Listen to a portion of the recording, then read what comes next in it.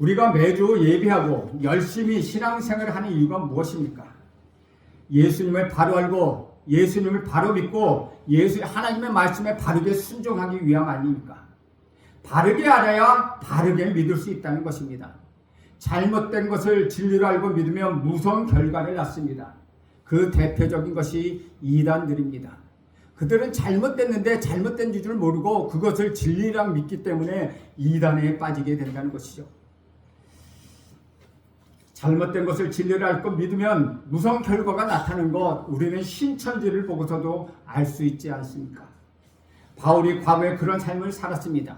잘못 알고 철저까지 믿은 것이 얼마나 무서운지를 뼈저리게 깨달은 바울은 우리 모두가 제대로 된 예수 그리스도의 바이러스에 감염되어 바르게 알고 바르게 믿고 바르게 순종하여 제대로 된 예수 그리스도의 바이러스 복음을 퍼뜨리는 자가 되기를 원했던 것 같습니다. 지난 23장에서 우리가 살펴본 것처럼 바울을 죽이기 전에는 먹지도 마시지도 않겠다고 맹세한 40명의 유대인의 암살단과 대제사장은 로마군 요새 안에 갇혀있는 바울을 어떻게 죽일 것인지 구체적인 계획을 세웠습니다. 대제사장 무리가 바울에 대해서 더 물어볼 것이 있다는 이유를 내어서 바울을 다시 사내들인 공회로 불러들여 천부장의 허락을 구합니다. 암살단원들이 로마군의 요새와 사내들인 공회 사이에 숨어있다가 갑자기 그들을 공격하여 바울을 암살한다는 계획이었습니다.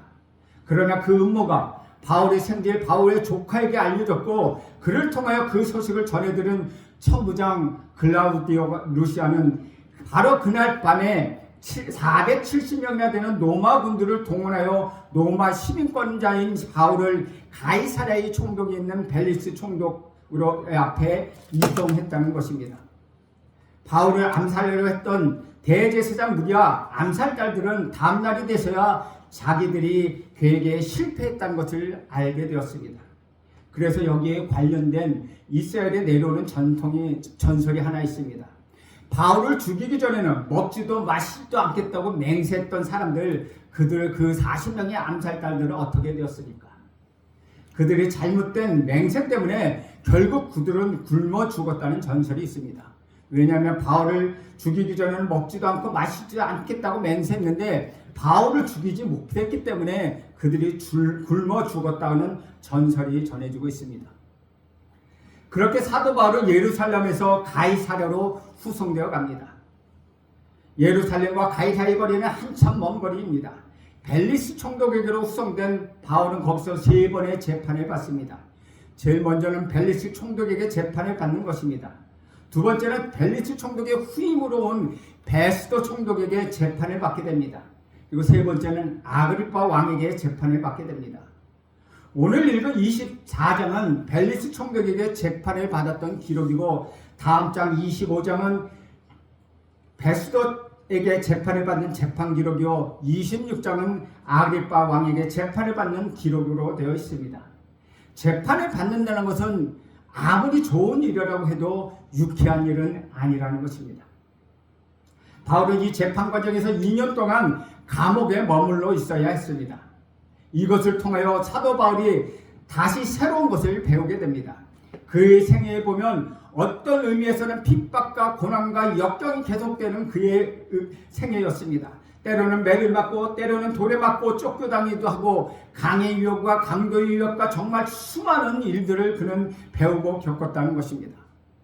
그러나 지금 감옥에 들어가 있는 이 시간은 아무것도 하지 않고 휴식과 기다림과 인내를 배워야 하는 시간이었습니다.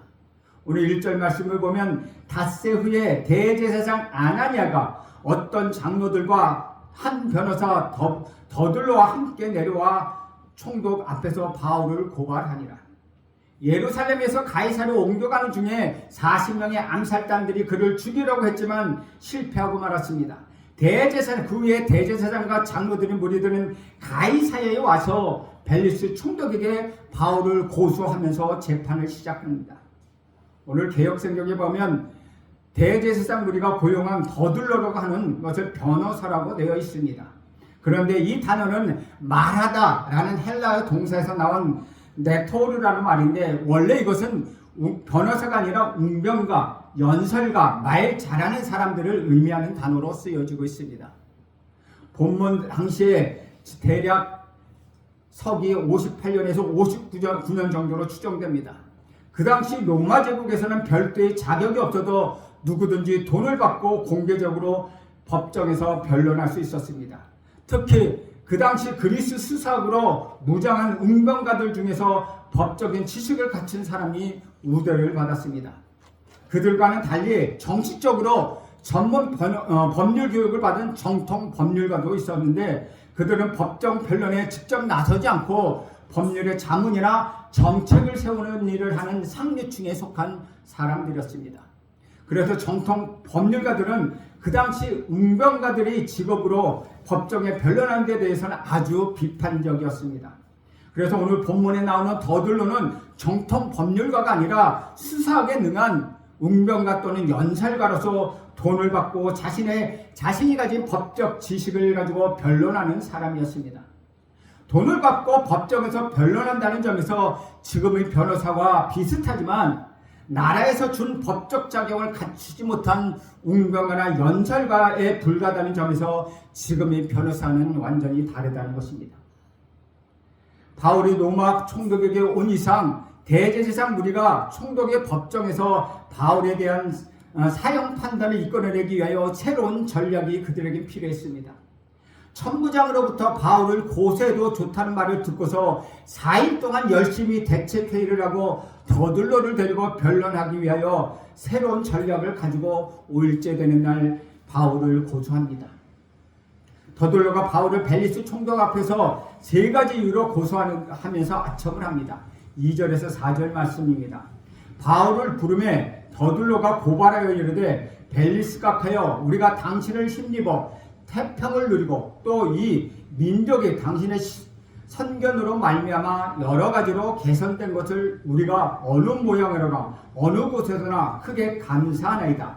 당신을 더 괴롭게 아니하려 하여 우리가 대강 여짜옵나니 관용하여 들으시기를 원하나이다. 고소한 첫째는 유대인을 소유하게 했다는 제목입니다. 둘째는 바울이 바로 사탄 나사렛 사단의 우두머리 괴수라고 고소합니다. 셋째는 바울이 성전을 모독했다는 것입니다. 그것이 5절에서 9절까지 나오는 내용입니다. 아마 이 3가지 중에 로마 사람들을 거슬렸던 말은 소요를 일으켰다는 말일 것입니다. 정치적인 소요를 일어났다면 불안하기 때문에 그렇습니다. 그러나 유대인들에게 가장 큰 제목은 무엇입니까? 성전을 모독했다는 것입니다. 변론가, 연설가 더들로는 사도 바울을 가리켜 전염병이라고 말합니다. 즉 전염병 같은 자라고 말합니다. 모든 전염병을 가진 사람처럼 이 사람이 가는 곳곳마다 세상을 시끄럽게 한다고 말하고 있습니다. 사랑하는 여러분, 사실 우리 그리스도는 전염병을 가진 사람들입니다. 사랑의 전염병을 가진 자입니다. 복음을 전염시키는 자들입니다. 우리 그리스도인들은 그리스도의 영향력을 주는 사람들입니다. 이 사람이 바로 그리스도인입니다. 그리스도인은 어느 곳으로 가든지 세상을 변화시켜야 한다는 것입니다. 이러한 더들로의 변론에 대하여 벨리스 총독은 바울에게 말할 기회를 줍니다. 당신도 당신이 자신을 변해해 보십시오라고 변론의 기회를 주고 있습니다. 그 내용이 10절에서 13절까지 내용입니다. 우리는 여기서 배우는 것이 하나 있습니다. 더들로의 말과 사도 바울의 말이 좀 다르다는 것입니다.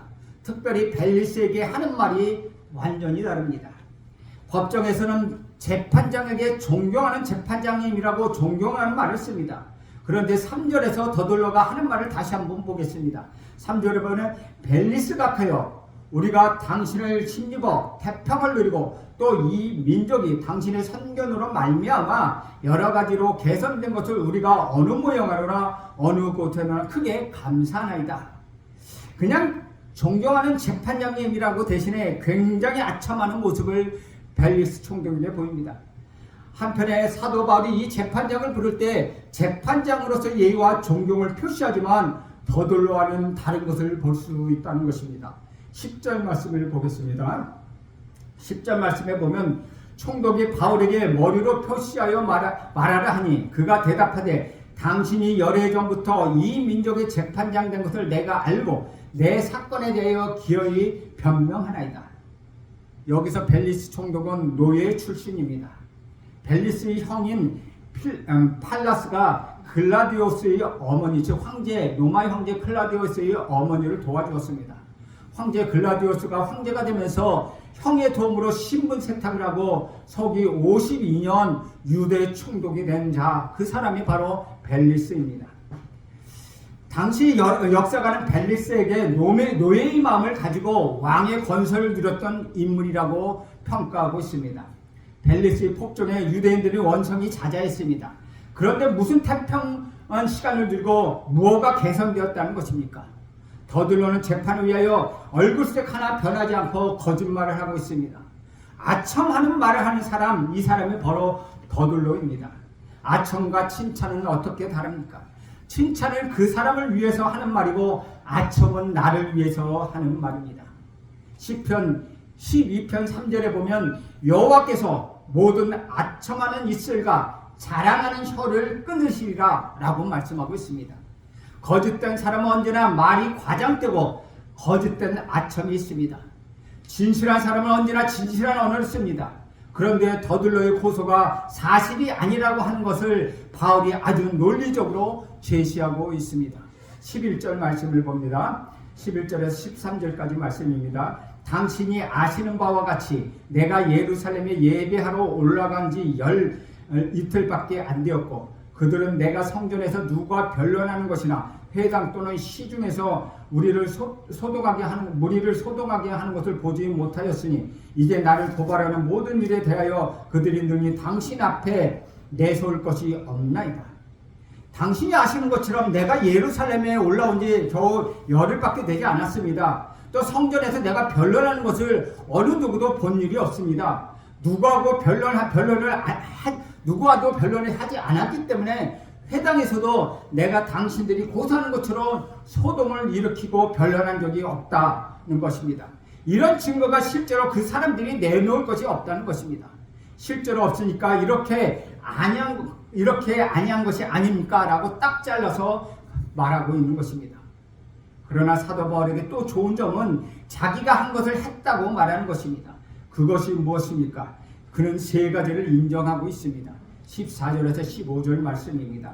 그러나 이것을 당신께 고백하리이다. 나는 그들이 이단이라고 하는 도를 따라 조상의 하나님을 섬겼고 율법과 선지자의 글에 기록된 것을 다 믿으며 그들이 기다린 바 하나님께 향한 소망을 나도 가졌으니 곧 의인과 악인의 부활이 있으리라 함이니이다. 바울은 첫째, 나는 내 조상의 하나님을 믿는다라고 말합니다. 둘째, 나는 율법과 선지자의 글, 다시 말하면 구약 성경을 믿는다는 것입니다. 세 번째, 나는 의인과 악인이 부활할 것을 믿는다고 그는 선언하고 있습니다. 사랑하는 여러분, 사도 바울의 고백이 잘못된 것이 하나도 없습니다. 유대인들도 이렇게 믿습니다. 그들은 하나님을 믿고 말씀을 믿고 부활을 믿었다는 것입니다. 따라서 이것이 죄가 될 수는 없다는 것입니다. 천부장도 그 유대인들의 소유 속에서 바울을 끄집어내면서 이끌어낸 후에 아무리 바울을 조사해 봐야 바울에게서 체포당할 만한 것 그리고 감금당할 만한 죄를 발견하지 못했다는 것입니다. 그러나 유대인들이 소유를 일으키기 때문에 할 수 없이 470명의 군인들을 동원하여서 가이사 벨리스 총독에게 후송시켰던 것이 바로 바울의 제목이 뚜렷하게 발견하지 못했기 때문이라는 것입니다. 사도 바울은 법정에서 예수와 노를 아주 분명하게 말하고 있습니다. 세 번째, 그러나 더 중요한 것이 있습니다. 16절 말씀입니다. 이것으로 말미암아 나도 하나님과 사람에 대하여 항상 양심에 꺼리낌이 없기를 힘쓰나이다. 나는 양심에 꺼리낌이 없다. 자기가 재판 앞에서 섰는데 거짓말을 하거나 상황을 좀 바꾸거나 이러지 않는다는 것입니다. 대부분 사람들은 상황에 따라서 말을 바꿉니다. 없는 것을 있다고 하고 아닌 것을 그렇다고 말하고 그런 것을 아니라고 말합니다. 주 안에서 살아가는 여러분, 거짓말을 하면 그 순간은 피할 수 있습니다. 그러나 그 다음 순간은 피하지 못합니다. 사람들은 눈에 보이는 순간 피하기 위하여 눈에 보이는 이익을 위하여 순간의 거짓말과 아첨과 거짓말을 하게 됩니다. 그러나 그 다음 순간 자기가 던진 그물에 자기가 걸리고 맙니다. 사도 바울은 자기가 주장한 최후의 보류를 양심이라고 말하고 있습니다. 현대인들은 양심을 제대로 갖추지 못하고 있습니다. 양심이 있어서 시커먼 양심, 어떤 사람은 양심을 아내에게 맡겨두고 퇴근에 와서 돌아와서는 다시 그 양심을 찾는 사람들이 있다는 것입니다. 그것은 세상에서 양심을 가지고는 살기가 어렵기 때문입니다. 정직하게 말하고 사는 것 참으로 어렵기 때문에 하늘을 우러러 한 점 부끄러움 없기를 우리는 기도해야 한다는 것입니다. 사실 우리 마음에 부끄러움이 없이 살고 싶은 마음이 있습니다. 하나님과 사람 앞에서 부끄러움이 없다는 말처럼 그렇게 부러운 말이 어디 있습니까? 사실 우리 모두가 부끄럽게 살고 있기 때문에 큰 거짓말을 하지 않지만 작은 거짓말을 하고 살고 있고, 큰 강도는 아니지만 작은 것들을 사기치며 살기도 한다는 것입니다. 죄라고 하는 것은 들킨 죄가 있고 들키지 않은 죄가 있습니다. 사회적으로 교도소에 있는 사람은 들킨 죄가 있는 사람이고 우리는 들키지 않는 죄를 가진 사람들입니다. 그러나 우리 모두는 하나님 앞에서 죄인이 아닌 사람이 없다는 것입니다. 사도 바울은 나는 하나님과 사람 앞에서 부끄러움이 없다고 말을 하고 있습니다. 자기 재판에 자기 말에 최후의 보류는 양심이 없다고 말합니다.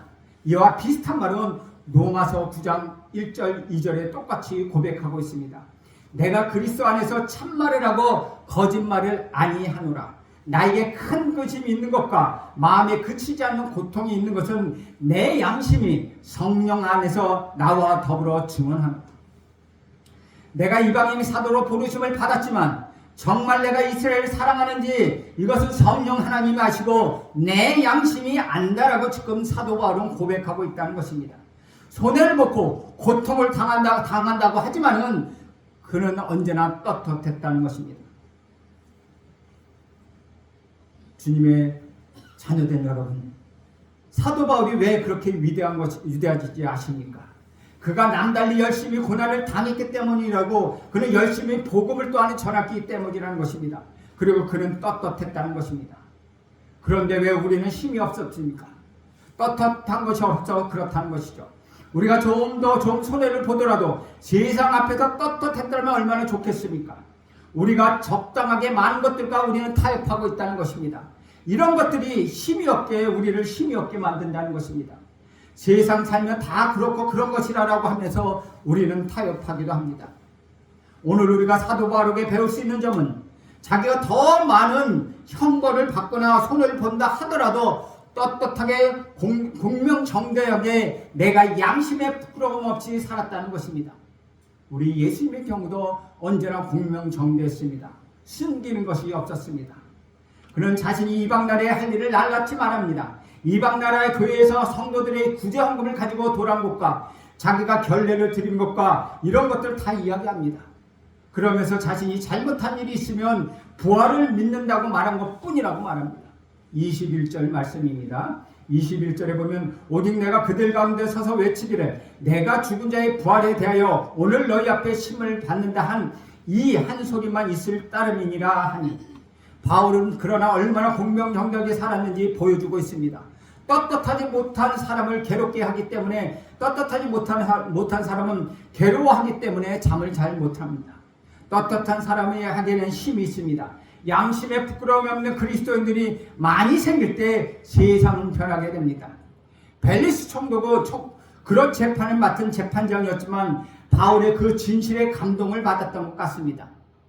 천부장이 쓴 편지의 내용과 벨리스가 직접 재판해 보니까 바울의 한마디가 맞아 들어가는 것을 보고 벨리스 총독이 바울에게 좋은 감정을 갖게 됩니다. 사랑하는 여러분, 언제나 정직이 이긴다는 것을 기억하십시오. 거짓은 순간을 이깁니다. 그러나 정직은 끝을 이긴다는 것입니다. 오늘 벨리스가 마지막 판결을 내립니다. 22절 23절입니다. 벨리스가 이 도에 관한 것을 더 자세히 아는 거로 연기하여 이르되 천부장 루시아가 내려오거든 너희 일을 처결하리라 하고 백부장에게 명하여 바울을 지키되 자유를 주고 그의 친구들이 그를 돌보아 주는 것을 금하지 말라 하니라. 바울은 앞에서 말씀드린 것처럼 3번의 재판을 받았다고 말씀드렸습니다. 3번을 재판을 하면서 이 첫 번째 1심의 결론은 선고유예였다는 것입니다. 결정을 내리지 않고 천부장이 예루살렘에서 올 때까지 기다린다는 것입니다.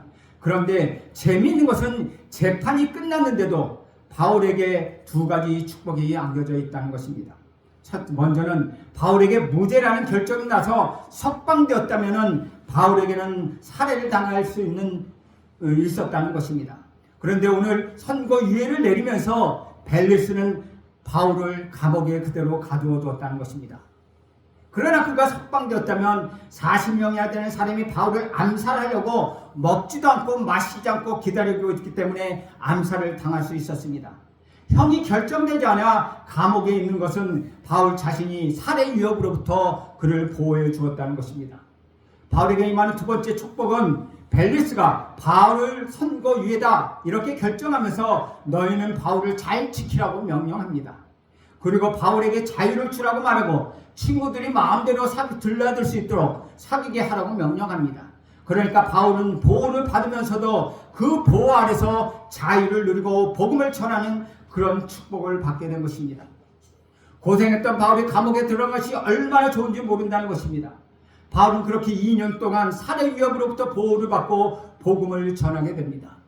24절과 25절을 읽습니다. 수일 후에 벨리스가 그 아내 유대 여자 두루실라와 함께 와서 바울을 불러 그리스도 예수 믿는 도를 듣거늘 바울이 의와 절제와 장차 오는 심판을 강론하니 벨리스가 두려워하여 대답하되 지금은 가라 내가 틈이 있으면 너를 부르리라 하고 재판에 말렸던 벨리스 총독이 바울에게 강력한 인상을 받았던 것 같습니다.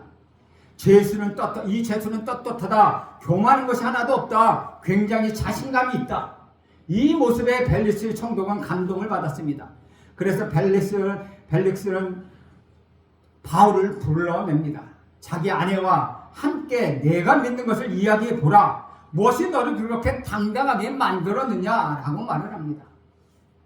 사랑하는 여러분, 나는 이것이 그리스도인이라고 생각합니다. 그리스도는 이렇게 감동을 주어야 합니다. 정직과 담대함이 사람을 감동시킨다는 것입니다.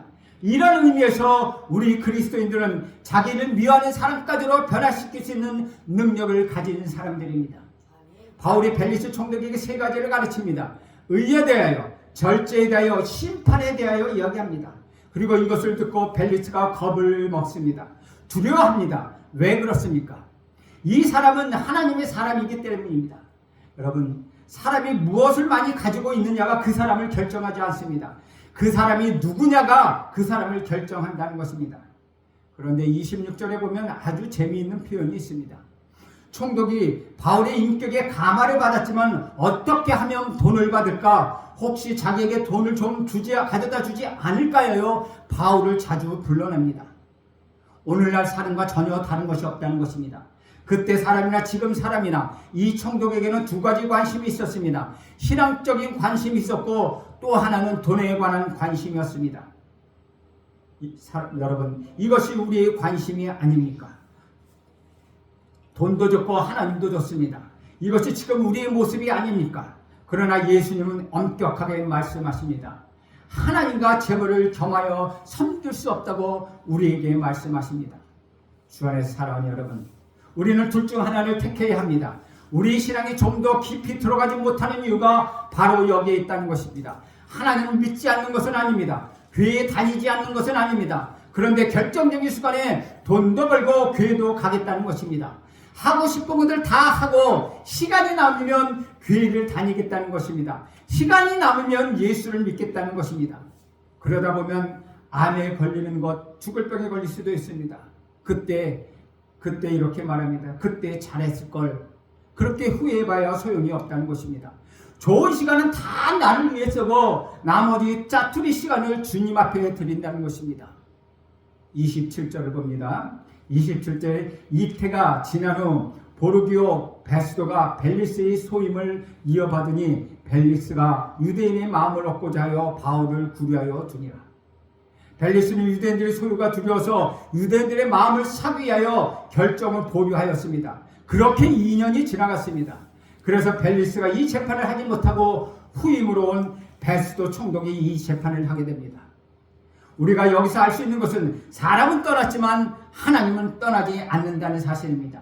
다 지나갑니다. 재물도 영원하지 않습니다. 300년에 지나가는 재벌이 어디 있습니까? 영원하지 않습니다. 그러나 하나님은 신실합니다. 하나님의 사람만이 영원하다는 것입니다. 바울은 오늘 우리에게도 영원한 것입니다. 하나님은 자신의 계획을 절대 바꾸시지 않습니다. 사랑하는 여러분 어떻게 살아야 합니까? 무엇을 위해 살아야 합니까? 남은 시간 떳떳하게 살아야 하지 않겠습니까? 여러분 양심에 부끄러움 없이 사십시오. 아내 앞에서도 떳떳하십시오. 남편 앞에서 떳떳하십시오. 교회에서도 떳떳하십시오. 하나님의 축복이 영원히 그 사람과 함께 하실 것입니다. 저와 여러분 세상의 길은 돈이 아니라 우리 예수님도 예수님의 길을 따르는 사람입니다. 저와 여러분이 예수님께 쓰임받지 않는다면 세상에서 세상에 쓰임받게 될 것입니다. 이것에 따라 세상이 감염될 것인가, 세상이 나를 감염시킬 것인가, 우리는 판단해야 한다는 것입니다.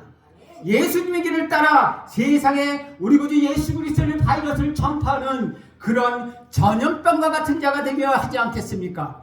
바울처럼 유대에 가는 곳곳마다 복음이 전파되는 그런 전염병과 같은 자, 그런 자가 우리 그리스도임을 명심하길 간절히 바랍니다.